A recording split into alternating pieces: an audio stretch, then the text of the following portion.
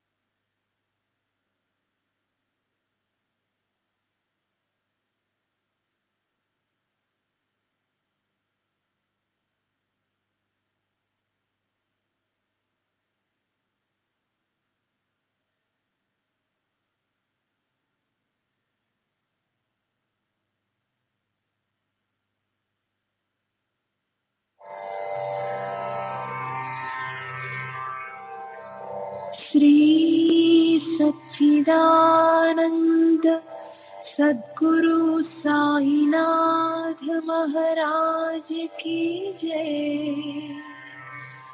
सद्गुरु श्री साईनाथुनि शरद बाबू जी की जय।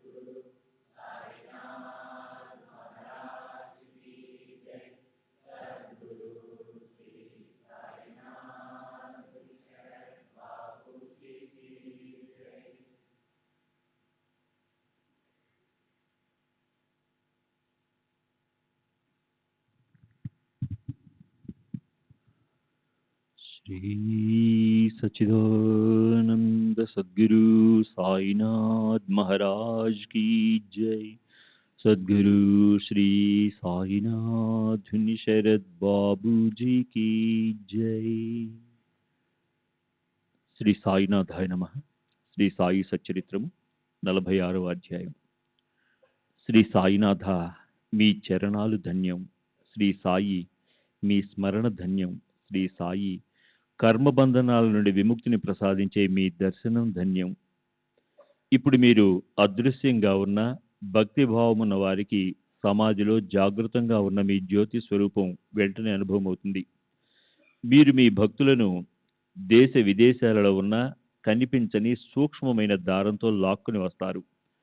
వారిని మీ పాదాల వద్ద ఉంచి తల్లి తన బిడ్డలను చూచేలా మీరు ప్రేమగా దగ్గరకు తీసుకుని సునాయాసంగా పోషిస్తారు. మీరు అలా సూత్రాలను నడిపిస్తుంటారు, కానీ మీరు ఎక్కడ ఉన్నది ఎవరికీ తెలియదు. కానీ మీరు భక్తుల వెనుకే ఉన్నట్లు వారికి అనుభవం అవుతుంది. జ్ఞానులు, పండితులు, చతురులు అహంభావం వలన ప్రపంచమనే సుడిగుండంలో చిక్కుకుంటారు. కానీ అమాయకులను, అజ్ఞానులను, ఏమీ తెలియని వారిని మీ శక్తితో ఆడిస్తారు.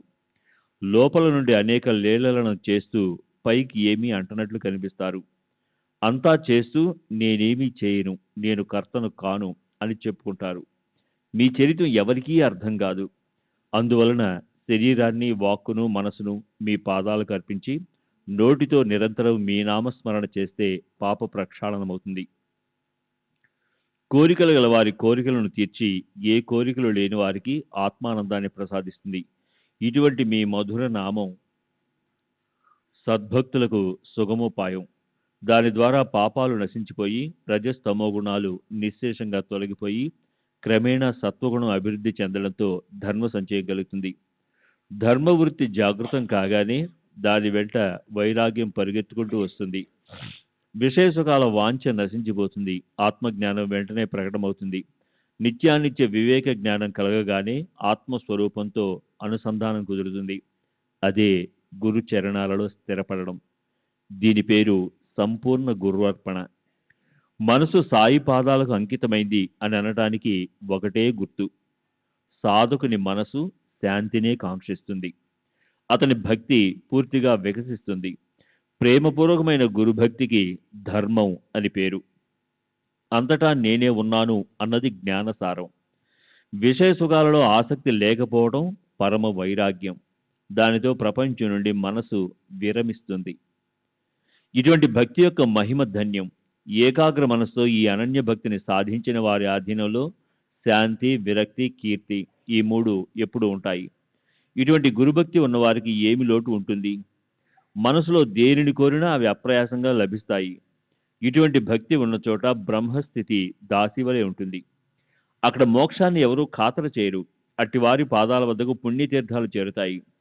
గత అధ్యాయంలో దీక్షితు భాగవతాన్ని పఠించడం, నవయోగుల యొక్క భక్తి వర్ణన, సాయి యొక్క పాదదర్శనం, సాయి భక్తుడైన ఆనందరావు పాకాడే తన స్వప్న వృత్తాంతాన్ని చెప్పడం మరియు సాయి యొక్క భక్తి వైభవాన్ని గురించి చెప్పబడింది.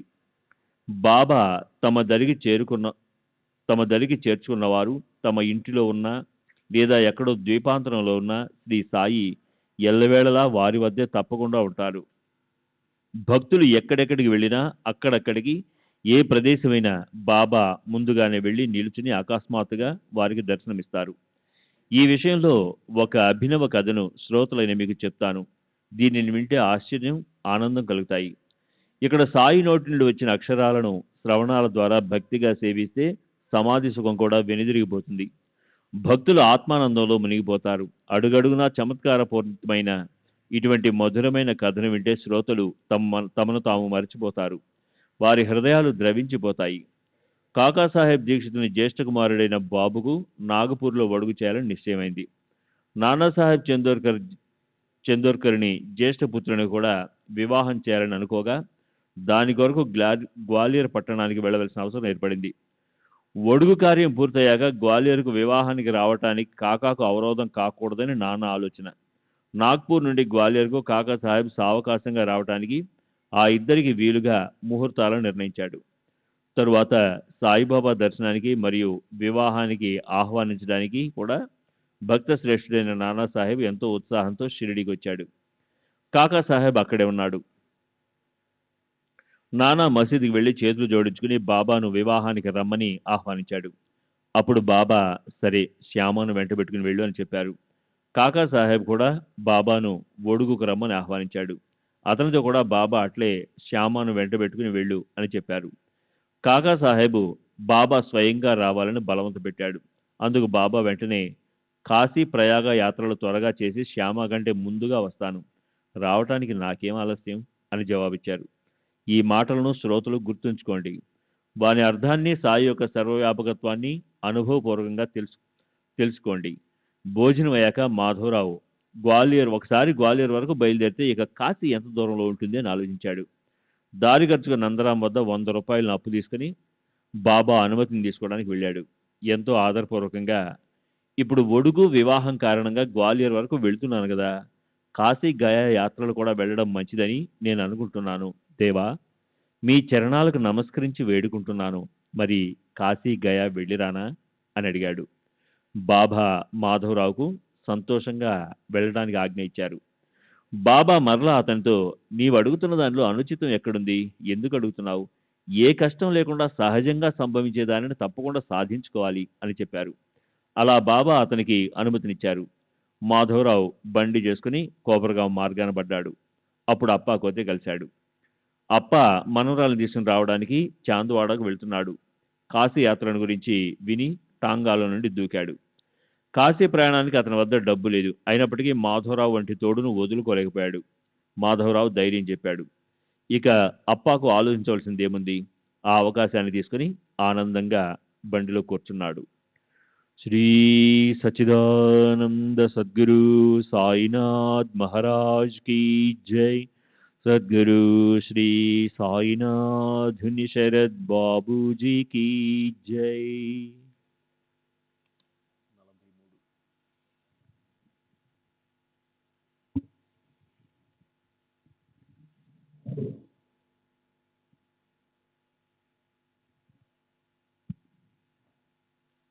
అప్పా కొతే పాటేలు ధనవంతుడు, కానీ అప్పుడు చేతిలో డబ్బు లేదు. డబ్బు లేనందువల్ల కాశీ ప్రయాణం ఆగిపోతుందేమోనని అతనికి పెద్ద చింత. చేజిక్కిన మంచి అవకాశాన్ని వదులుకోకుండా పుణ్యం సంపాదించుకోవాలి. పైగా మాధవరావు వంటి తోడు ఉన్నప్పుడు తన కోరికను తీర్చుకోవాలి అని అప్పా ఉద్దేశము. అతని బాధను గ్రహించి మాధవరావు అతనికి ధైర్యం చెప్పి అతన్ని వెంట పెట్టుకొని వెళ్ళి కాశీ యాత్రను చేయించాడు. తర్వాత వాళ్ళిద్దరూ ఉపనయన శుభకార్యానికి నాగపూర్కు వెళ్ళారు. కాకాసాబ్ దీక్షిత్తు మాధవరావుకు దారి ఖర్చులకు 200 రూపాయలు ఇచ్చాడు. అక్కడి నుంచి వివాహ సమారంభానికి గ్వాలియర్ వెళ్ళారు. నానాసాహెబ్ మాధవరావుకు 100 రూపాయలు ఇచ్చారు. నానా వియ్యంకుడు శ్రీమంత్ జటారు కూడా 100 రూపాయలను ఇచ్చారు. ఈ విధంగా గురుబంధువును నానా సత్కారపూర్వకంగా గౌరవించాడు. కాశీలోని మంగళ్ ఘాట్ వద్ద బంగారు రేకులతో పొదిగిన సుందరమైన లక్ష్మీనారాయణ మందిరానికి జటార్ యజమాని. అయోధ్యలో కూడా జటార్ యొక్క శ్రీరామ మందిరం ఉంది. ఈ రెండు క్షేత్రాల్లోనూ అప్పాకు మాధవరావుకు గౌరవాధారాలు చేయవలసిన పనిని అతడు కుమస్తాకు అప్పగించారు. మాధవరావు అప్ప గ్వాలియర్ నుండి మధురకు వెళ్ళారు. వారితో వజే, బిలేవాలే, భండార్కరు కూడా వెళ్ళి ఆ ముగ్గురు తిరిగి వచ్చేశారు. అక్కడి నుంచి అప్పాకోతే మాధవరావు ప్రయాగకు వెళ్ళి శ్రీరామనవమి ఉత్సవానికి అయోధ్యకు చేరుకున్నారు. అక్కడ 21 రోజు ఉన్నారు. 2 నెలలు కాశీలో గడిపారు. చంద్రగ్రహణము, సూర్యగ్రహణము గడిచాక ఇద్దరు గైకు బయలుదేరారు. వారు రైలు బండిలో ఉండగా గైలో ప్లేగు వ్యాపించి ఉన్నదని,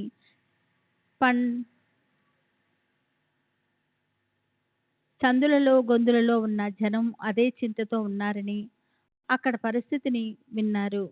రైలు గై స్టేషన్లో ఆగేసరికి రాత్రైనందువల్ల ఇద్దరు అక్కడే ధర్మశాలలో విశ్రమించారు.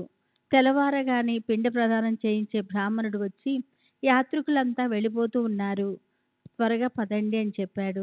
మాధవరావుకు దిగులు. సరే వస్తాం, కానీ ప్లేగు మీ బస్తీలో కూడా ఉందా అని మెల్లగా అతన్ని అడిగాడు.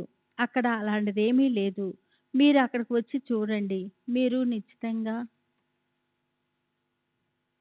నా వెంట రండి అని చెప్పాడు. ఇద్దరు అతని వద్దకు వెళ్ళి విశాలమైన అతని ఇంటిని చూసి సంతోషించారు. వారి ఆనందానికి మరో కారణం, వారు కూర్చోగానే ఎదుట బాబా యొక్క పటాన్ని చూశారు. మాధవరావు హృదయం ద్రవించి గద్గదమయ్యాడు. గయ వంటి దూరప్రదేశంలో సాయి యొక్క పటం కళ్ళకు కనిపిస్తుందని అతడు అసలు అనుకోనే లేదు. ఇద్దరూ ఆశ్చర్యపోయారు. మాధవరావు బాగా కరిగిపోయాడు. కళ్ళల్లో నుండి ఆనందాశ్రువులు దొర్లాయి. మీరు ఎందుకు ఏడుస్తున్నారు అని బ్రాహ్మణుడు ప్రశ్నించాడు. ఏ కారణం లేకుండా మాధవరావు ఏడుస్తుంటే బ్రాహ్మణునికి సందేహం కలిగింది. అతని మనసు వికలమైంది. గైలో ప్లేగు ఉంది. యాదవరావు యాత్ర చక్కగా జరుగుతుందా అని మాధవరావు చింతిస్తూ ఉన్నాడని అతడు బాధపడ్డాడు. ఇక్కడ ప్లేగు లేదని మీకు ముందుగానే చెప్పాను కదా, అయినా మీరు దుఃఖపడటం మాకు చాలా ఆశ్చర్యంగా ఉంది. మా మీద విశ్వాసం లేకపోతే వీరందరినీ అడగండి. ఇక్కడ మీకు వెంట్రుక వాసి అంత కూడా భయం లేదు. ఎందుకు కళ్ళ వెంట నీరు కారుస్తున్నారు అని అన్నాడు. ప్లేగు భయంతో యాత్రికుని ధైర్యం సడలిపోయి ఊరికే నిష్కారణంగా ఏడుస్తున్నారు అని తలచి బ్రాహ్మణుడు వారికి నచ్చజెప్పబోయాడు. కానీ మాధవరావు మనసులో, మా సాయి తల్లి మాకంటే ముందుగా వచ్చి నా ఎదుట ఎలా ఉంది?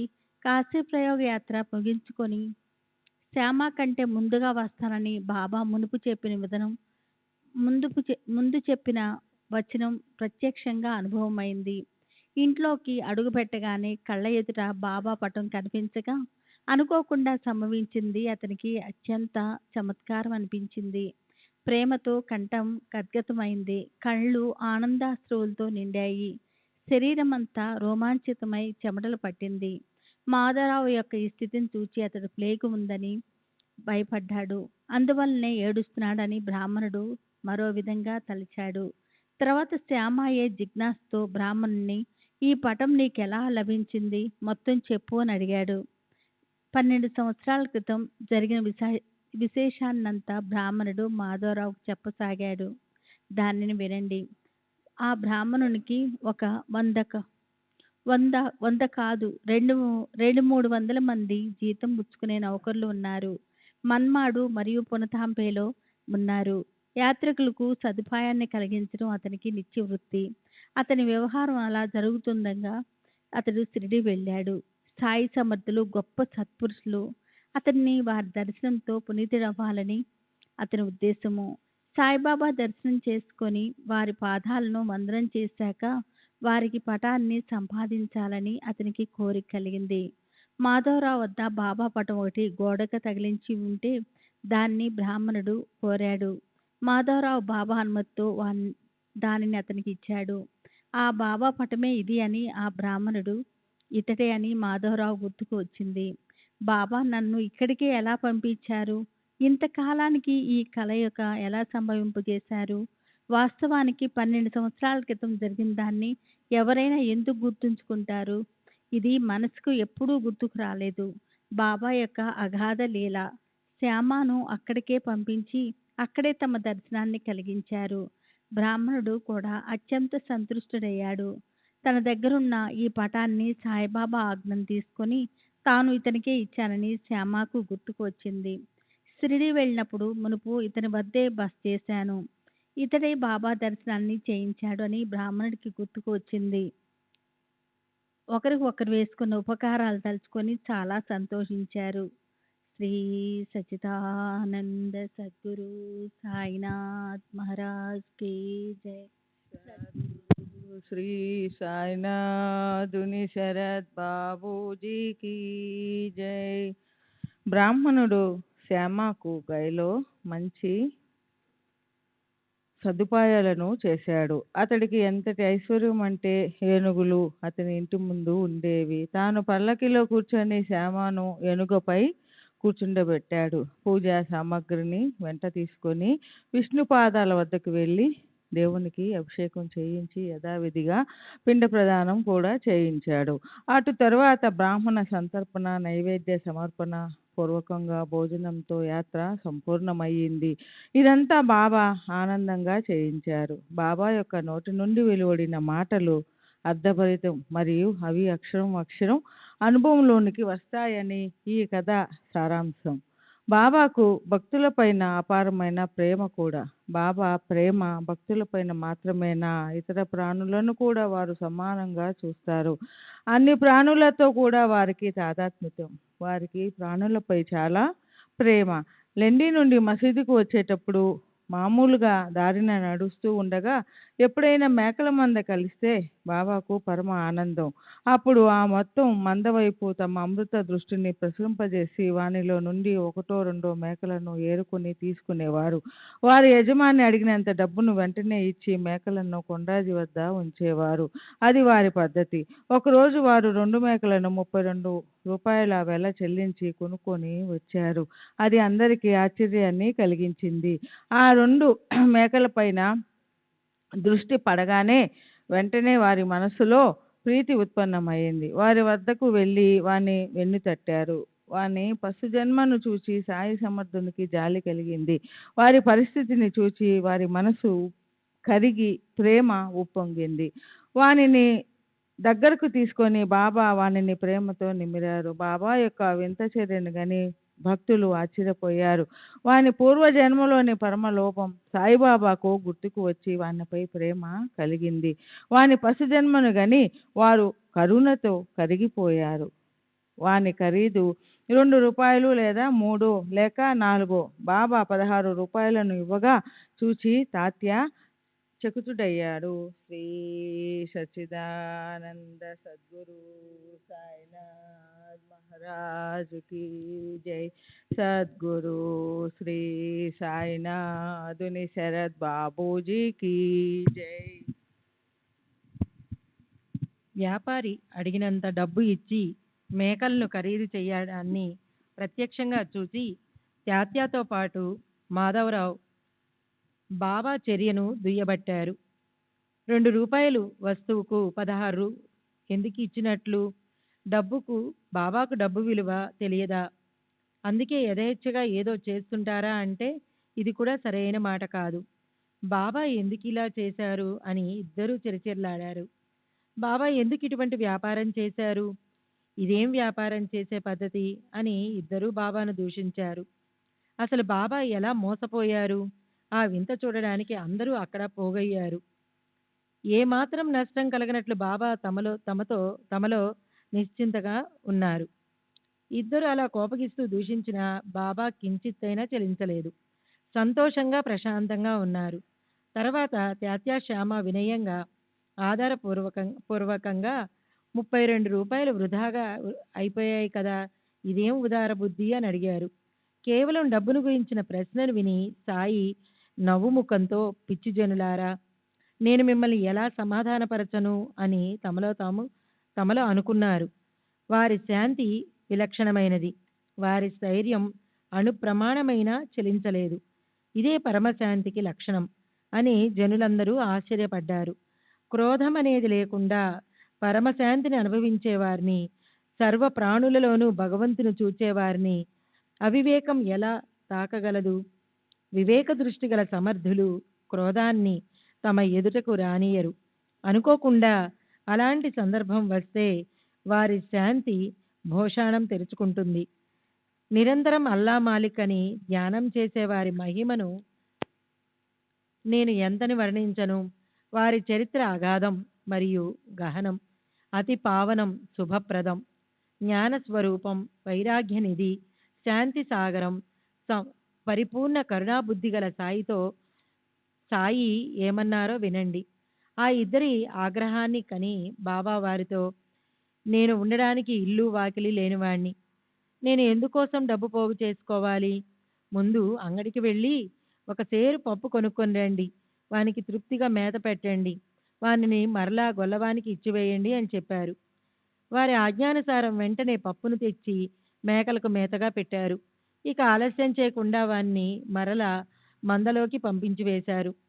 సాయిబాబా మూర్తీభవించిన పరోపకారానికి ప్రత్యక్ష అవతారం. వారికి తాత్యా శ్యామ లేదా ఇతరులు సలహాను సూచించేవారా? మేకలు ఎంతో సంతోషంగా పప్పు తిని తృప్తి చెందినట్లు గమనించి బాబా వాని యజమానికి ఇచ్చివేయండి, మందలో విశ్రమిస్తాయి అని చెప్పారు. ఆ విధంగా రూపాయలకు రూపాయలు పోయినవి, మేకలు కూడా ఉచితంగా పోయాయి. తర్వాత మేకల గత జన్మ గురించి బాబా వింతగా చెప్పారు. త్యాత్యా వలనే శ్యామ కూడా ఆ ఇద్దరిపైన బాబాకు ప్రేమ. వారి కోపాన్ని శాంతపరచడానికి బాబా చక్కని కథను చెప్పారు.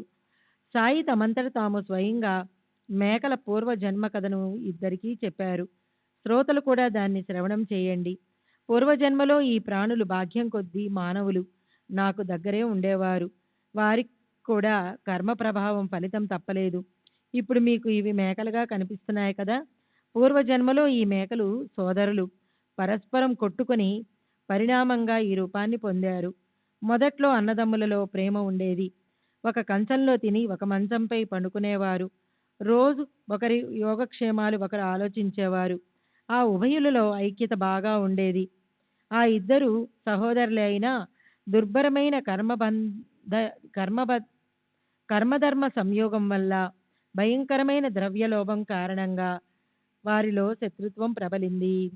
శ్రీ సచ్చిదానంద సద్గురు సాయినాథ్ మహారాజ్ కీ జై. సద్గురు శ్రీ సాయినాథుని శరత్ బాబూజీకి జై. పెద్దవాడు మహాస్వామరి, చిన్నవాడు అహర్నిశలు శ్రమించి ధనాన్ని కూడబెట్టుకుంటున్నాడు. అందువలన పెద్దవానికి అసూయ కలిగింది. కంటకండ్లా ఉన్న తమ్ముని తొలగిస్తే తనకు ద్రవ్యానికి లోటుండదు అని పెద్దవాడు ధనలోభంతో చెడుగా ఆలోచించసాగాడు. ధనం మీది మోహం దృష్టికి ప్రతిబంధకమైంది. కళ్ళు ఉండే అతడు అంధుడయ్యాడు. బంధుత్వాన్ని, సోదర ప్రేమను మరచిపోయి తమ్ముని హతమర్చటానికి సన్నుడయ్యాడు. ప్రారబ్ధ కర్మ మోహం పరమ కఠినమైనది. నిష్కారణంగా శత్రుత్వం ఉత్పన్నమైనది. రహస్యంగా ఉన్న కపటం బయటపడింది. లోభం నిగ్రహించుకోలేనంతగా పెరిగింది. వారి ఆయువు తీరిపోయింది. సోదర ప్రేమను పూర్తిగా మరచిపోయారు. దురభిమానం ఎంతో పెరిగిపోయింది. శత్రువుల వల్ల ఒకరితో ఒకరు పోట్లాడుకున్నారు. ఒకడు సోదరుని కర్రతో తలపైన కొట్టి క్రింద పడవేశాడు. రెండవ వాడు గొడ్డలితో కొట్టి తన సోదరుని చంపేశాడు. ఆ ఇద్దరు రక్తం కారుస్తూ చిన్నాభిన్నంగా మూర్ఛపడిపోయారు. కాసేపటికంతా ఇద్దరు ప్రాణాలను కోల్పోయి చనిపోయారు. జీవితాలు అలా అంతం కాగా వారు ఈ యోనిలో ప్రవేశించారు. వారిని చూడగానే వారి ఈ వృత్తాంతమంతా నాకు గుర్తుకొచ్చింది. చేసిన కర్మను అనుభవించటానికి మేకల జన్మకు వచ్చారు. అకస్మాత్తుగా వారిని మందలో చూచి నాకు వారిపై ప్రేమ కలిగింది. అందువలన స్వంత డబ్బు ఖర్చు పెట్టి వానికి విశ్రమాన్ని కలిగించాలని అనిపించింది. కానీ మీ కారణంగా వాని కర్మ వానికి అడ్డు తగిలింది. మేకల మీద దయ ఉన్న మీ బలవంతం వలన చివరకు నేను వానిని గొల్లవానికి తిరిగి ఇచ్చివేయటానికి ఒప్పుకున్నాను అని చెప్పారు. ఇక్కడితో కథ ముగిసింది. శ్రోతలు నన్ను క్షమించాలి. తరువాతి అధ్యాయాన్ని వింటే మనసుకు సంతోషం కలుగుతుంది. అది కూడా సాయి నోటి నుండి స్రవించిన అమృతం, పరమ ప్రేమ భరితం అని హేమాడ్ పంత్ సాయి చరణాలయందు వినమ్రుడై శ్రోతలకు మనవి చేస్తున్నాడు. స్వస్తి శ్రీ సంత సజ్జన ప్రేరితము భక్త హేమాడ్ పంత్ విరచితము అయిన శ్రీ సాయి సమర్థ సచ్చరితంలో కాశీ గయా గమనం అజాజన్మ కథనమను 46వ అధ్యాయం సంపూర్ణం. శ్రీ సద్గురు సాయినాథార్పణమస్తు. శుభం భవతు. శ్రీ సచ్చిదానంద సద్గురు సాయినాథ్ మహారాజ్ కీ జై. సద్గురు శ్రీ సాయినాథుని శరత్ బాబూజీ కీ జై. శ్రీ సచ్చిదానంద సద్గురు సాయినాథ్ మహారాజ్ కీ జై. సద్గురు శ్రీ సాయినాథుని శరత్ బాబూజీకి జై. శ్రీ సాయి సచ్చరిత్ర 47వ అధ్యాయం. శ్రీ గణేశాయ నమః. శ్రీ సరస్వత్యై నమః. శ్రీ గురుభ్యో నమః. శ్రీ కులదేవతాయై నమః. శ్రీ సీతారామచంద్రాభ్యా నమః. శ్రీ సద్గురు సాయినాథాయ నమః. పరమానందాన్ని ఉత్పన్నం చేసే సాయి యొక్క శ్రీముఖాన్ని ఒక్క క్షణం చూస్తే చాలు, అది అనంత జన్మల దుఃఖాన్ని నశింపచేస్తుంది. అట్టి వారి వదనం ధన్యం. వారి కృపావలోకనంతో భక్తులకు వెంటనే కర్మబంధ విమోచనం కలిగి క్షణం పట్టకుండా ఆత్మానందం సమృద్ధిగా లభిస్తుంది. వారి కృపాదృష్టితో కర్మాకర్మల చిక్కు పోతుంది. ఆ కృపా భాస్కరుని ప్రకాశంలో భౌమనే మిణుగురు పురుగు నిస్తేజమవుతుంది. జగాల పాపాలను ప్రక్షాళనం చేయటం వలన గంగ మలనమవుతుంది. తన ఆ మాలిన్యాన్ని తొలగించుకోవడానికి సత్పురుషుల చరణ రథాన్ని కోరుకుంటుంది. ఎప్పుడు సత్పురుషులు నా వద్దకు స్నానానికి వస్తారు, వారి చరణ స్పర్శ ఎప్పుడు లభిస్తుంది అని అనుకుంటుంది. వారు తప్ప ఆ పాపాలకు నిష్కృతి లేదు అని ఆమెకు నిశ్చయంగా తెలుసు. ఇటువంటి సాధువులకు మగుటమణి అయిన సాయి సమర్థుల వాణి ఇది అని తెలుసుకొని భక్తులు సజ్జనులు ఈ పావన చరితాన్ని అత్యంత ఆదరంగా ఆలకించండి. ఈ కథ విశేషమైన మహిమ గలది. జ్ఞానులైన అజ్ఞానులైన ఈ పరమ పావన కథను వింటే శ్రోతల కర్మబంధనం విడిపోతుంది. నయనాలకు దృష్టి సాయి, శ్రవణానికి శ్రవణము సాయి. వారే నా హృదయంలో ప్రవేశించి ఈ వృత్తాంతాన్ని చెప్పారు. సాయి స్వయం మహానుభావులు. విశిష్టమైన ఈ కథను వింటే శ్రోతలు శరీర భావాన్ని మర్చిపోతారు. వారిలో అష్ట ప్రేమ భావాలు పెళ్ళుబుకుతాయి. సాయి నోటి నుండి వచ్చిన ఈ కథలోని ఉద్దేశాన్ని శ్రద్ధగా తెలుసుకొని తాత్పర్యమందు దృష్టి ఉంచితే శ్రోతలు కృతకృత్యులవుతారు. కనుక శ్రోతలు నా మనవిని వినండి. నేను ఈ కథను చెప్పేవాడినే అయినా ఇందులోని సారాన్ని తెలుసుకోలేకపోతే నేను కూడా మీ వలనే రిక్త మనస్కునుండి. భక్తులపైన బాబా యొక్క ప్రేమను స్మరించుకుంటే మనసు తన మనోధర్మాన్ని మర్చిపోతుంది. ప్రపంచ బాధల నుండి ఉపశమనం కలుగుతుంది. ఇంతకంటే పరమలాభం మరేమిటి? పూర్వకథానుసంధానం. శ్రోతలు కథను శ్రద్ధగా సావధానంగా వింటే మనసుకు సంతృప్తి కలుగుతుంది. శ్రీ సచ్చిదానంద సద్గురు సాయినాథ్ మహారాజ్ की जय. सद्गुरु श्री साईनाथुनि शरत बाबूजी की जय.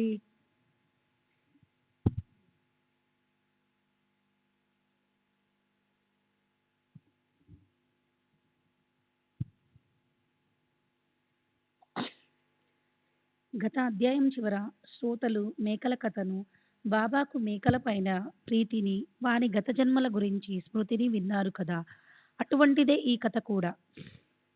పరాకాష్ఠనందుకున్న ద్రవ్యలోభం ఎలా అధపతానికి దారితీస్తుందో శ్రద్ధగా వినండి. సాయియే సంపూర్ణ కరుణా కటాక్షంతో ఒకటి తర్వాత మరొక కథను సూచించారు. శ్రవణంలో ఏ విఘ్నాన్ని రానీయకుండా సుఖ సంతోషాలను పెంపొందిస్తారు. కథను చెప్పేవారు, నోరు అన్నీ స్వయం సాయి సమర్థులే అయినప్పుడు ఇక హేమాడ్ ఎవరు? అతడు అసలు ఎందుకు? ఊరికే పేరుకే. సాయి కథా సాగర తీరాన కూర్చుండగా మన కథలకు కరువా? కల్పతరువు క్రింద కోరిక కలిగితే అది సిద్ధిస్తుంది. దినకరుని ఇంట దీపం కోసం ఎవరు చింతిస్తారు? నిరంతరం అమృతపానం చేసేవారికి విషం గుర్తుకు వస్తుందా? మనకు సాయి వంటి దైవంబు ఎల్లప్పుడూ వెంట ఉండగా కథామృతానికి ఏం కరువు? యథేచ్ఛగా ఆ సంతోషాన్ని అనుభవించండి. కర్మసూత్ర సిద్ధాంతం చాలా కఠినమైనది. అది ఎవరికీ అర్థం కాదు. మహా జ్ఞానులను కూడా మోసగిస్తుంది. కానీ ఏమీ తెలియని అమాయక భక్తులను తరింపచేస్తుంది. అట్లే పరమేశ్వరుని నియమం దుర్గమం. దానిని ఎవరు అతిక్రమించగలరు? కనుక లౌకిక ధర్మానుసారం ఆయా కర్మలను ఎప్పుడూ చేస్తూ ఉండాలి. లేకపోతే అత్యంత అధర్మం. మరణం తర్వాత వారి వారి కర్మలను అనుసరించి తదనురూపంగా జన్మలను పొందుతారు. యథా కర్మ యథా శృత శుక్రబీజ సమన్విత. వారి వారి కర్మానుసారం జ్ఞానానుసారం కొందరు శుక్రబీజాలతో కలిసి యోని ద్వారా ప్రవేశిస్తారు. కొందరు స్థావరాలుగా జన్మిస్తారు. యథా ప్రజ్ఞ హి సంభవ. వారిని వారి వారి బుద్ధిని అనుసరించి జన్మ. ఈ శృతి వచనానికి అర్థం ఎవరికీ తెలియదు. జన్మను పొందాలి అనుకుంటే దానిని నచ్చిన విధంగా పొందాలి. శరీరాన్ని మరలా పొందాలని కోరుకునే మూఢులు, అజ్ఞానులు తాము ఆర్జించుకున్న దానిని అనుసరించే తమకు శరీరాలు ప్రాప్తిస్తాయని తెలుసుకోవాలి. అందువలన శరీరం నేల రాలిపోకముందే మానవ జన్మ యొక్క అమూల్య అవకాశాన్ని ఆత్మ జ్ఞాన ప్రాప్తి వరకు జార విడుచుకొని వారే జ్ఞానులు. వారే ప్రపంచ బంధనాల నుండి ముక్తులవుతారు. ఇతరులు ప్రపంచ చక్రంలో పడతారు. ఎప్పుడూ శరీర బంధనం నుండి విడిపోరు. వారికి జన్మ జన్మల యాతన తప్పదు. ఇప్పుడు ఈ కథలోని విశేషం, నేను శరీరాన్ని అన్న ధ్యాస చెడు ఆలోచన తొలగిపోయి సాత్విక అష్టభావాలు ఉప్పొంగుతాయి. తమ వద్ద ఎంతో ధనమున్నా అత్యంత లోభ స్వభావం గలవారి జీవనం వ్యర్థం. అట్టి వారి జీవితాంతం వ్యర్థమైన శ్రమను అనుభవిస్తారు. పైగా మనసులో శత్రుత్వ భావం ఉండటం ఎన్నడూ మంచిది కాదు. ఆ భావం రాకుండా మనస్సును నిగ్రహించుకోవాలి, లేదా అది జీవితాన్ని నాశనం చేస్తుంది. పరస్పర వైరం యొక్క పరిణామం ఉత్తమమైన జన్మ నుండి అధమమైన జన్మకు వెళ్ళటం. రుణం, శత్రుత్వం, హత్య, వీని ధర్మం ఇవి తీరే వరకు జన్మ పరంపర తప్పదు. ఈ విషయంలో సాయి నోటి నుండి వెలువడిన పరమ పావనమైన అమృతవాణిని శ్రోతలకు చెప్తాను. సావధానంగా వినండి. సాయి మాత చెప్పిన ఈ కథను నేను విన్నది విన్నట్లు నాకు గుర్తున్నంత వరకు చెప్తాను. సాయి స్వయం చరిత్రకారులు. తామే కథను సవిస్తరంగా వ్రాసుకుంటారు. హేమాడు కేవలం నిమిత్త మాత్రుడు. అతనిని నడిపించే సూత్రధారి సాయియే. శ్రీ సచ్చిదానంద సద్గురు సాయినాథ్ మహారాజ్ కి సద్గురు శరత్ బాబూజీ కీ జై. ఒకరోజు ఉదయం 8 గంటల సమయాన నేను పలహారాన్ని సేవించి రోజులాగే బయట తిరగటానికి వెళ్ళాను. దారిన నడుస్తూ నడుస్తూ అలసిపోయి ఒక నది తీరానికి చేరుకున్నాను. కాళ్ళు కడుక్కొని స్నానం చేశాను. మనసుకు చాలా సంతోషం కలిగింది. ఆ నది ఎంత? ఈ రహతా నది అంతే. 2 తీరాలను తాకుతూ నీరు నిండుగా ఉంది. ఒడ్డున ఒక రకం గడ్డి చెట్లు ఉన్నాయి. అక్కడ కాలిబాట ఉంది. బండి వెళ్ళే దారి కూడా స్పష్టంగా కనిపిస్తూ ఉంది. నదీ తీరాన వృక్షాలు దట్టంగా ఉండటం వలన వాని నీడ కూడా బాగా ఉంది. చల్లని గాలి మెల్లమెల్లగా వీస్తూ ఉంటే మనసుకు చాలా ఆనందంగా ఉంది. చెట్లు గుంపుగా ఉన్న చోటును చూసి వాని నీడలో స్వేచ్ఛగా కూర్చున్నాను. చిలుంగొట్టం నింపాలని దానికోసం బట్టను తడపటానికి వెళ్ళగా అక్కడ బెకబెకమని చప్పుడు వినిపించింది. ఆ శబ్దం కప్పదే అయి ఉండవచ్చు అని నాకు అనిపించింది. నీరు ఉన్న చోట కప్పలు ఉండటం సహజం.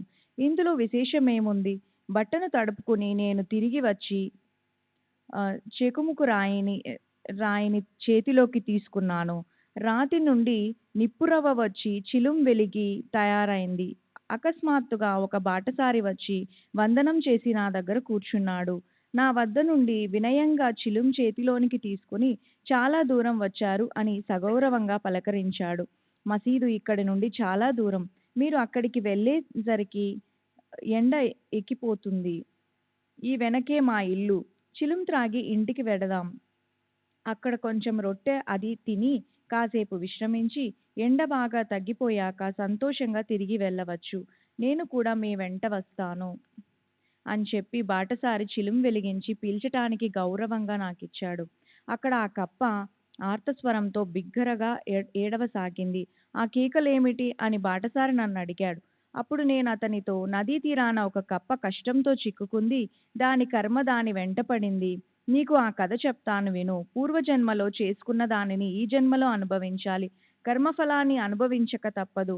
ఇప్పుడు ఏడిస్తే ఏం లాభం అని అన్నాను. నా మాటను విని చిలుం నా చేతికిచ్చి నేను వెళ్ళి చూచి వస్తాను అని బాటసారి అక్కడి నుండి బయలుదేరాడు. నిజంగా అది కప్పయేనా లేక వేరే జీవియా? అయితే దానికి ఏం దుఃఖమో అన్న నా సందేహాన్ని తీర్చుకుంటాను. అతని కుతూహలాన్ని గమనించి నేను, వెళ్ళి చూడు, ఒక పెద్ద పాము నోట్లో కప్ప పడి ఏడుస్తూ ఉంది. ఆ 2 దుష్టులు. వాని కృత్యాలు ఘోరమైనవి. పూర్వజన్మల భయంకరమైన పాపకర్మ ఫలితాన్ని అనుభవించటానికి ఈ శరీరాలను పొందాయి అని చెప్పాను. అలా మాట్లాడుతూ ఉండగా బాటసారి ఆ స్థలానికి వెళ్ళి ప్రత్యక్షంగా చూచి వచ్చి విషయాన్ని చెప్పాడు. కాలసర్పం లాంటి పెద్ద పాము నోరు చాలా పెద్దదిగా ఉంది. కప్ప కూడా భయంకరంగా ఉంది. కానీ అది పాముకు పలహారం. అది పాము నోటిలో ఆహుతి అయిపోతుంది. అరగంటో అంతే. క్షణంలో దానికి నిశ్చింత కలుగుతుంది. కర్మగతి ఎంత విచిత్రం అని అన్నాడు. అప్పుడు నేను అతనితో, అలా ఏం జరగదు. దాని బాబును నేను మరి ఇక్కడ ఎందుకున్నాను? నా స్థలాన్ని వదిలి ఇక్కడికి వచ్చి కూర్చున్నాను. మరి ఆ కప్పను తిననిస్తానా? చూడు దాన్ని నేనెలా విడిపిస్తానో. ఇప్పుడు ఈ దెబ్బలాట నుండి విడిపించి మనం ఇంటికి పోదాం. పద పద ఒకసారి చిలుం నింపు. ఇక ఆ పాము ఏం చేస్తుందో చూస్తాను అని చెప్పాను. బాటసారి వెంటనే చిలుం తయారు చేసి తను స్వయం గట్టిగా పీల్చి నాకు అందించాడు.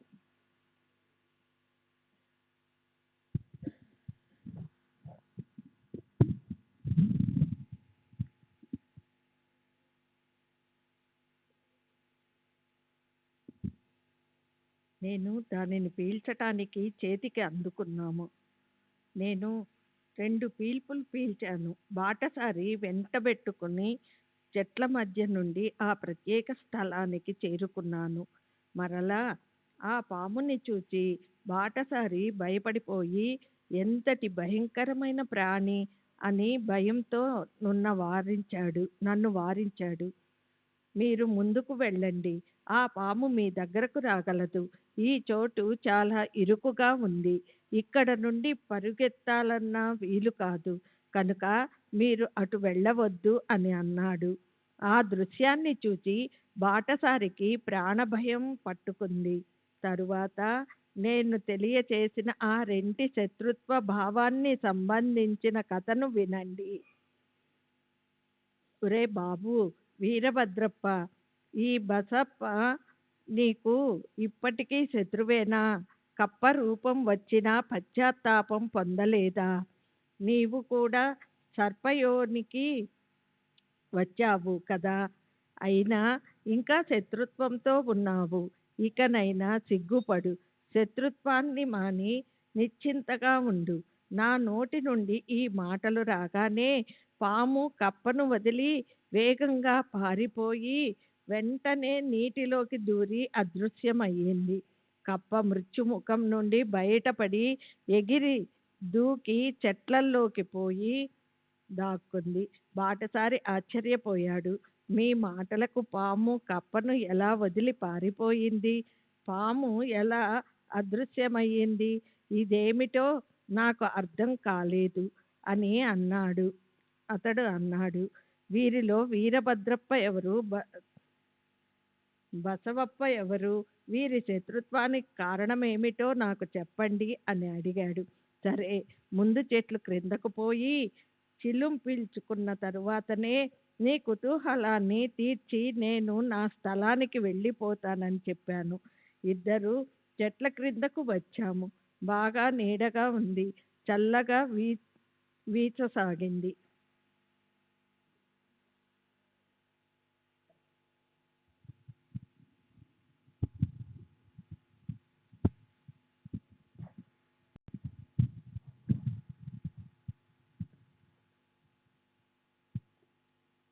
శ్రీ సచ్చిదానంద సద్గురు సాయినాథ్ మహారాజ్ की जय.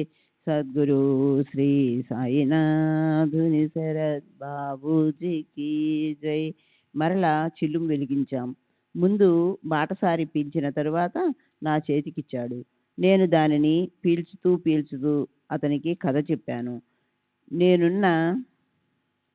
నేనున్న స్థలం నుండి 2 కోసులు లేదా 3 కోసుల దూరంలో చాలా మహిమగల పురాతనమైన ఒక పవిత్ర స్థానం ఉండేది. అక్కడ ఏనాటి కాలానిదో శిథిలమైపోయిన ఒక శివాలయం ఉంది. దానిని పునరుద్ధరణ చేయాలని అందరికీ అనిపించింది. అందుకోసం విరాళాల రూపంలో చాలా ధనాన్ని పోగు చేశారు. గుడి యొక్క రూపురేఖలను, పూజార్చనల వ్యవస్థను ఏర్పాటు చేసుకున్నారు. ఒక గొప్ప ధనవంతుని నిర్వాహకునిగా నియమించి అన్ని నిర్ణయాలను అతడే తీసుకోవాలని చెప్పి అతని చేతికి డబ్బిచ్చారు. అతడు తన విరాళాలని కూడా జతపరచి ఆ ధనాన్ని నేరుగా ఉంచి చక్కగా జమా ఖర్చుల లెక్క వ్రాసి ఆ కార్యాన్ని శ్రద్ధగా చేస్తాడని ఆశించారు. కానీ అతడు చాలా పిసినారి. తన డబ్బు నష్టం కాకుండా పనిని చేయించడం వలన గుడి పని పూర్తి కాలేదు. పోగు చేసిన డబ్బంతా అయిపోయింది, కానీ పని సగమే అయింది. అయినా అతడు తన స్వంత డబ్బు ఒక్క పైసా అయినా ఖర్చు పెట్టలేదు. గొప్ప షావుకారు అయినప్పటికీ అతడు లోభత్వానికి పూర్ణావతారం. అతడు తీయగా మాట్లాడేవాడు కానీ ఆ మాటలు కార్యానికి రూపాన్ని ఇవ్వలేదు. తరువాత అతని వద్ద డబ్బు పోగు చేసి ఉంచిన వారంతా సమావేశమయ్యారు. నీకు ఇంతటి ఐశ్వర్యం ఉంది కానీ ఏం ప్రయోజనం? నీవు సహాయం చేయకపోతే ఈ మహాదేవుని మందిరం ఎలా పునరుద్ధరింపబడుతుంది? ఆలోచించు. మేము మరలా ప్రజల వద్ద విరాళాలు వసూలు చేసి ఆ డబ్బు కూడా నీకు పంపుతాము. ఏ విధంగానైనా ఈ కార్యాన్ని పూర్తి చెయ్యి అని చెప్పారు. అట్లే మరలా డబ్బు పోగు చేసి అతని చేతికి చక్కగా అందించారు. అయినా దాంతో పని కాలేదు. ధనికుడు నిశ్చింతగా కూర్చున్నాడు. కొన్ని రోజులు గడిచాక దేవునికి ఏదైనా చేయాలని అనిపించింది. అప్పుడు ఆ ధనికుని భార్యకు స్వప్న దృష్టాంతం కలిగింది. నీవైనా మేలుకు, దేవాలయానికి గోపురాన్ని కట్టించు. నీవు ఖర్చు పెట్టిన దానికి 100 నీకు నీలకంఠుడు ఇస్తాడు అని. మరునాడు ఆ దృష్టాంతానంతటినీ ఆమె భర్త చెవిన వేసింది. అతనికి ఒక్క గవ్వైనా ఖర్చు పెట్టాలంటే ప్రాణాంతకం. అందువలన ఆ మాటలు అతనికి కోపోద్రేకాన్ని కలుగచేశాయి. అహర్నిశలు ధనం పోగు చేయడమే తప్ప రెండవ విషయం లేని వానికి ఈ స్వప్న దృష్టాంతం అంటే ధన వ్యయం ఎలా నచ్చుతుంది? అతడు భార్యతో, నేను ఈ దృష్టాంతాన్ని నమ్మను, నాకు ఇలాంటి వాటిల్లో అసలు విశ్వాసం లేదు అని ఆమెను హేళన చేశాడు. వారి వారి చిత్తవృత్తిని అనుసరించి జగత్తు వారికి కనిపిస్తుంది. తమది మొండి స్వభావం కావడం వలన ఇతరులు కూడా వారికి అలాగే కనిపిస్తారు. నా డబ్బే తీసుకోవాలని దేవునికి ఉంటే నేను నీకంటే దూరంగా ఉన్నానా? ఈ కళ నీకే ఎందుకు రావాలి? ఆ దృష్టాంతం నీకు మాత్రమే ఎందుకు కలగాలి? దేవుడు నాకు ఎందుకు చెప్పలేదు? దీని భావం నాకేమీ అర్థం కావడం లేదు కనుక నాకు నమ్మకం కుదరటం లేదు. శ్రీ సచ్చిదానంద సద్గురు సాయినాథ్ మహారాజ్ కీ జై. సద్గురు శ్రీ సాయినాథుని శరద్ బాబూజీ కీ జై.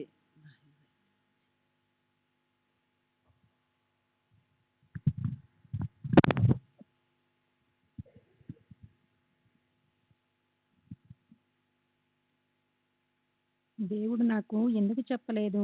దీని భావం నాకేమీ అర్థం కావటం లేదు కనుక నాకు నమ్మకం కుదరటం లేదు.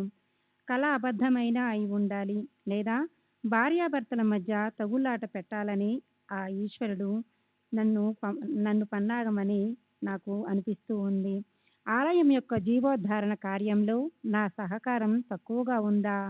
నేను నెల నెలా నింపి పెట్టిన సంచులు ఖాళీ అవుతున్నాయి.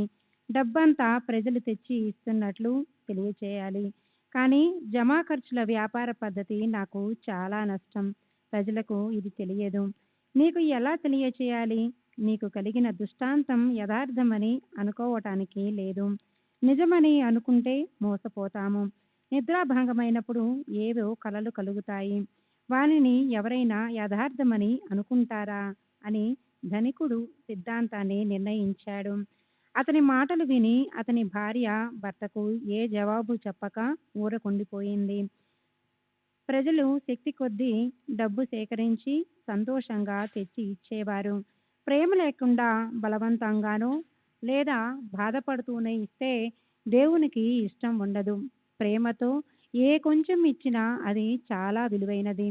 డబ్బు పోగైనప్పుడు దేవాలయం పని జరగటం, డబ్బు లేనప్పుడు పని కూడా ఆగిపోవటం, అలా ఆ పని ఆలస్యం కాసాగింది.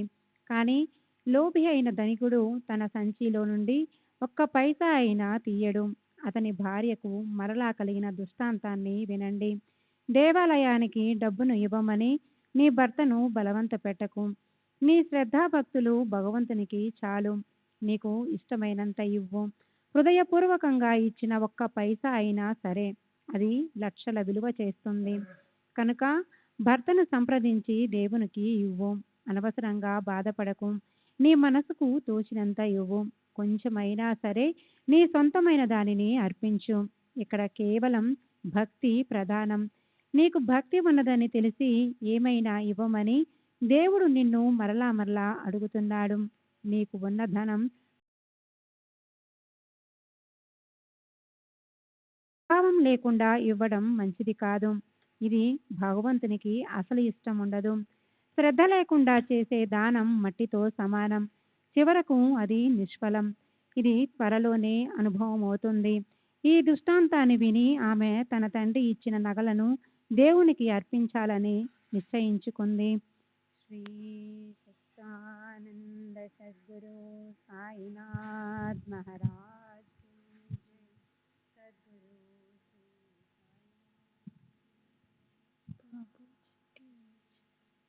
ఈ దృష్టాంతాన్ని విని ఆమె తన తండ్రి ఇచ్చిన నగలను దేవునికి అర్పించాలని నిశ్చయించుకుంది. తర్వాత తన నిశ్చయాన్ని భర్తకు తెలియజేసింది. అది విని భర్త తనలో క్రుద్ధుడయ్యాడు. లోభం ఉన్న చోట ఆలోచన ఎక్కడిది? అక్కడ దేవుడు, ధర్మం, ఆచారం అవి ఉండవు. ఏమిటి ఈమె తెలివిలేని ఆలోచన? ఈమె మతి భ్రమించింది. ఈమె నగలన్నిటికీ 1,000 రూపాయలకు విలువ కట్టి ఈమె పేరిట దేవునికి భూమి అర్పించాలి అని అనుకున్నాడు. ఆమె నగలను తనే కొనుక్కున్నట్లు ఆ డబ్బుకు బదులుగా ఎవరిదో తన వద్ద తాకట్టుగా ఉన్న బంజరు భూమిని భార్యకిచ్చాడు. ఆ భూమి సాగులేనిది. వర్షాకాలంలో కూడా అందులో ఏమీ పండదు. అలాంటి భూమిని ఈశ్వరునికి అర్పించు అని అన్నాడు. 1,000 రూపాయల భూమిని దేవునికి దానం చేస్తే దృష్టాంతంలో చెప్పినట్లుగా దేవుడు ప్రసన్నుడవుతాడు. నీవు రుణం నుండి విముక్తురాలవుతావు అని చెప్పాడు. భర్త మాటలను విని లోబి భార్య ఆ భూమిని పరమేశ్వరుని ప్రీత్యర్థం భక్తిగా అర్పించింది. నిజానికి ఆ భూమి ఒక ధనికుని వద్ద 200 రూపాయలకు తాకట్టు పెట్టిన దుబకి అను ఒక స్త్రీకి చెందింది. దుబకి ఒక అనాథ స్త్రీ. ఆమెయే భూమి యజమానురాలు. డబ్బుకు ఇక్కట్టు కలిగినప్పుడు ఆమె తన భూమిని తాకట్టు పెట్టింది. ధనికుడు మహాలోభి. శంకర్ను మోసగించడానికి కూడా భయపడలేదు. తన భార్య యొక్క స్త్రీధనాన్ని చూపించాడు. కపటంతో లాభాలు పొందడం సుఖమని అనుకున్నాడు. ఈ విషయ లాలస చాలా చెడ్డది. విషయ సుఖాలయందు ఆసక్తి కలవారిని నాశనం చేస్తుంది. జీవితం మీద ఆశ ఉంటే ఈ విషయపాశంలో చిక్కుకోకండి. శ్రవణ లాలసతో జింక చచ్చిపోతుంది. అందమైన మణిని ధరించి సర్పం, వెలుగును చూడాలనే కోరికతో కీటకం చచ్చిపోతాయి. ఇలా విషయాలయందు ఆసక్తి హానికరం. విషయ సుఖాలను అనుభవించడానికి ధనం అవసరం. దానికోసం గట్టి ప్రయత్నం చేస్తే విషయ తృష్ణ దారుణంగా అధికమవుతుంది. దాన్ని తొలగించుకోవడం అశక్యం. నిస్సందేహంగా భూమి అసలు పనికిరానిది. ఎంత శ్రమపడినా ఒక కణమైనా ఫలించని దానిని కృష్ణార్పణమని అనుకుంటే అటువంటి దానం వలన ఏమి పుణ్యం? కించిత్తైనా సంకల్పం లేకుండా కృష్ణార్పణమని చేసిన దానం ఇష్టం లేకుండా చేసినట్లే. చివరి దుఃఖాన్ని కలిగించే దానంతో పాపాన్ని మూట కట్టుకోవడమే. ఇక్కడ దేవాలయంలోని పూజారి పేద బ్రాహ్మణుడు మాత్రం దేవునికి భూమి లభించిందని చాలా సంతోషించాడు. కొంతకాలానికి విపరీతం జరిగింది. కృతికా నక్షత్ర ప్రభావంతో వర్షం అపారంగా కురిసింది. భయంకరమైన తుఫాన్ చెలరేగింది. అకస్మాత్తుగా పిడుగు పడింది. ధనికుని భవనం అంతా కూలిపోయింది. దేవునికి ఇచ్చిన భూమి మాత్రం సురక్షితంగా ఉంది. మిగతాదంతా దగ్ధమైపోయింది. శ్రీ సచ్చిదానంద సద్గురు సాయినాథ్ మహారాజ్ కీ జై. సద్గురు శ్రీ సాయినాథుని శరత్ బాబూజీ కీ జై.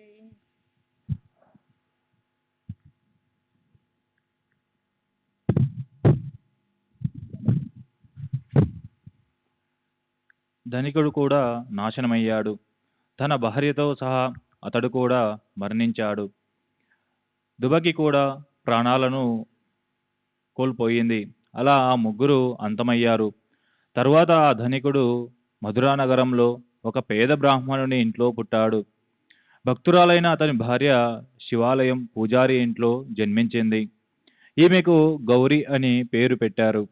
దుబకి కూడా మరో విధంగా శంకరుని యొక్క గురువు కుటుంబంలో మగబిడ్డగా జన్మించింది.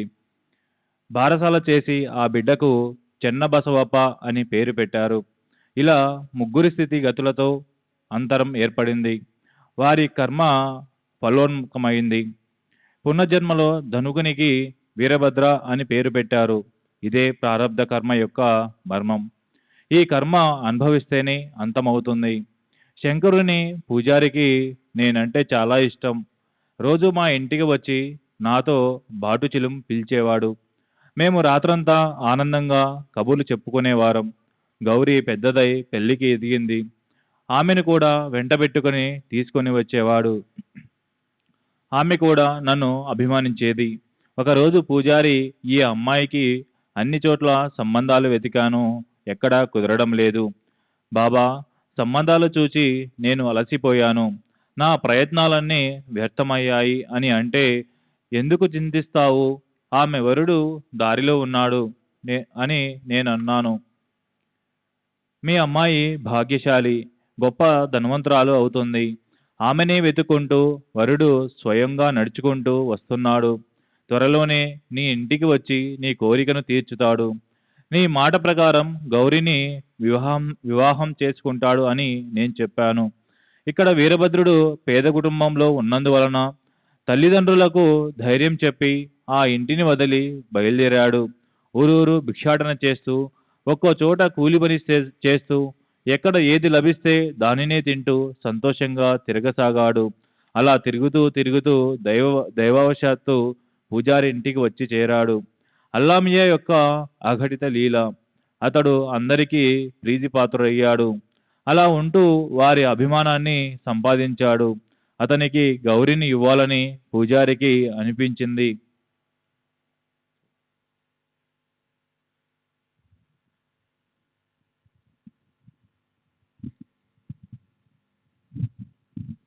ఆ ఇద్దరి గోత్రాలు నడి ఘన యోగాలు కలిశాయి. పూజారికి ఆనందం కలిగింది. ఒకరోజు వీరభద్రుని వెంటనే పెట్టుకొని పూజారి వచ్చాడు. అప్పుడు ఇద్దరిని చూడగానే అకస్మాత్తుగా నాకు ఆలోచన స్ఫురించింది. ఆ ఆలోచన మాటలుగా అయ్యాయి. ప్రస్తుతం వివాహ ముహూర్తం అంటే ఇతనికి గౌరీని ఇచ్చి నీ బాధ్యతను తీర్చుకో అని చెప్పాను. తన భార్య అనుమతి తీసుకొని పూజారి వీరభద్రుని వరుణినిగా నిశ్చయించాడు. వివాహ ముహూర్తాన్ని చూసి యాదోచిత్తంగా వివాహాన్ని జరిపించాడు. ఈ కార్యక్రమం అంతా ముగిసిన తరువాత ఆ కుటుంబం సంసారంలో కృతార్థత్వానికి ఆశీస్సుల కోసం నా దర్శనానికి వచ్చారు. నేను వారిని తరువాత ఆ కుటుంబం సంసారంలో నేను వారిని సంతోషంగా ఆశీర్వదించాను. సుఖంగా భోజనం లభిస్తుండగా సుఖమయ జీవనంతో వీరభద్రుడు ఆనందంగా ఉన్నాడు.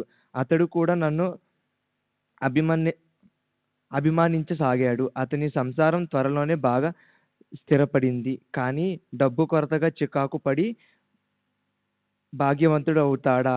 ఈ డబ్బు వలన చాలా గొప్పవారికి డబ్బు కొరతకు చికాకు పడిన దీని వలన కష్టం. వీరభద్రునికి కూడా అప్పుడప్పుడు డబ్బు లోటు ఎదురవుతుంది. ద్రవ్యం యొక్క లీల కూడా దీని వలన కష్టం. ఇలాగే ఉంటుంది. వీరభద్రుడు నాతో, బాబా, ఈ వివాహ బంధం చాలా కష్టమైనది. డబ్బులు లేక నేను విసిగెత్తిపోతున్నాను. ఈ ప్రపంచంలో సుఖంగా బ్రతకడానికి మీరు ఏదైనా ఉపాయం చెప్పండి. మీ పాదాలకు సాష్టాంగ వందనం చేస్తాను. ఇక ఈ మోసం మంచిది కాదు. ఈ పెళ్లికి మీరే కారణం కనుక నా కష్టాలను తీర్చండి. నేను కూడా అతనికి బాగా బోధించాను, ప్రేమతో ఆశీర్వదించాను. అల్లా మాలిక్ వారికి అంతా తెలుసు. వారే కష్టాలను తొలగించాలని, వీరభద్రుని మనసును తెలుసుకొని అతని కోరికను తీర్చాలని నీవు ఏ మాత్రం చింతించకు అని అతనికి ధైర్యం చెప్పాను. త్వరలో నీ భాగ్యం పండుతుంది. అనవసరంగా తపన పడకు. మంచి కాలం వస్తుంది. ద్రవ్యం నీ చేతి నిండా ఉంటుంది అని చెప్పాను. అతడు డబ్బు నన్ను వెలను చేస్తూ ఉంది. భార్య అవి ఇవి అడగటం మానదు. ఈ అవమానం ఇక చాలు. వివాహపు పెద్దరికం నాకు వద్దు అని అన్నాడు.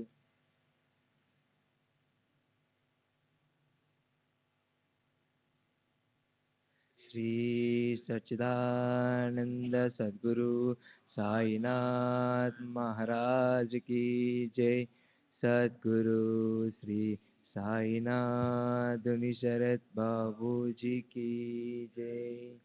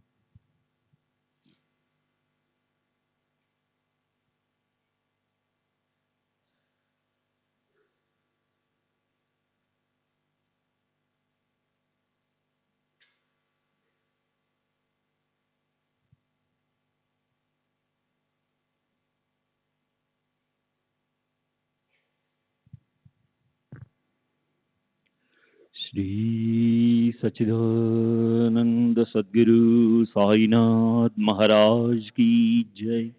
सद्गुरु श्री साईनाथ शरद बाबू जी की जय। साई रहम नजर करना, बच्चों का पालन करना। साई रहम नजर करना, बच्चों का पालन करना। जाना तुमने जगत पसारा, सब ही झूठ जमाना। जाना तुमने जगत पसारा, सब ही झूठ जमाना। साई रहम नजर करना, बच्चों का पालन करना। साई रहम नजर करना, बच्चों का पालन करना। मैं अंधा हूँ बंदा आपका, मुझसे पथ दिखलाना। मैं अंधा हूँ बंदा आपका, मुझसे पथ दिखलाना। साई रहम नजर करना, बच्चों का पालन करना। साई रहम नजर करना, बच्चों का पालन करना। दास गणों कहे अब क्या बोलूं, थक गई मेरी रसना। दास गणों कहे अब क्या बोलूं, थक गई मेरी रसना। साई रहम नजर करना, बच्चों का पालन करना। साई रहम नजर करना, बच्चों का पालन करना। रहमो नजर करो मोरे साई, तुम बिना नहीं मुझे माँ बाप भाई। रहमो नजर करो, मैं अंधा हूँ बंदा तुम्हारा। मैं अंधा हूँ बंदा तुम्हारा। मैं ना जानू, मैं ना जानू, मैं ना जानू, अल्लाह इलाही रहमो नजर करो, रहमो नजर करो, अब मोरे साई तुम बिना नहीं मुझे माँ बाप भाई, रहमो नजर करो। काली जमाना मैंने गमाया, काली जमाना मैंने गमाया, साथी आखिर का, साथी आखिर का, साथी आखिर का, तुम भी न कोई, रहमो नजर करो, रहमो नजर करो, अब मोरे साई तुम बिना नहीं मुझे माँ बाप भाई, रहमो नजर करो।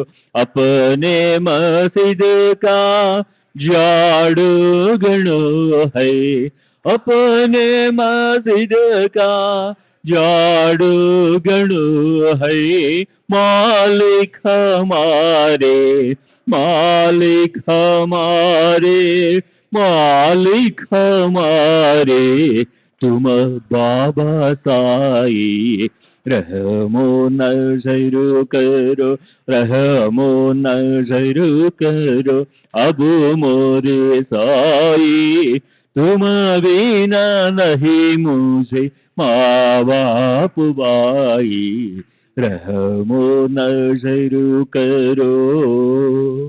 श्री सच्चिदानंद सद्गुरु साईनाथ महाराज की जय। सद्गुरु श्री साईनाथ निशरद बाबू जी की जय।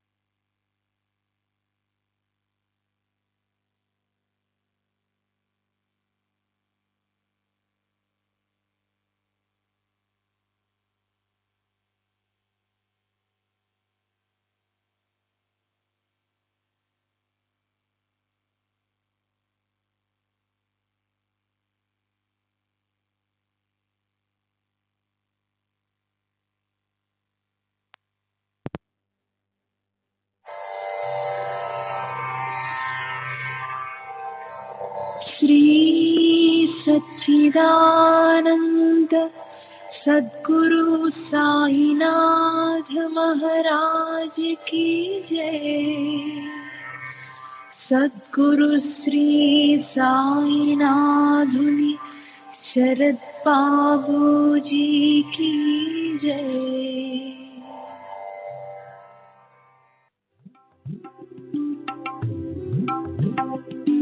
साई बाबा, साई बाबा, साई बाबा,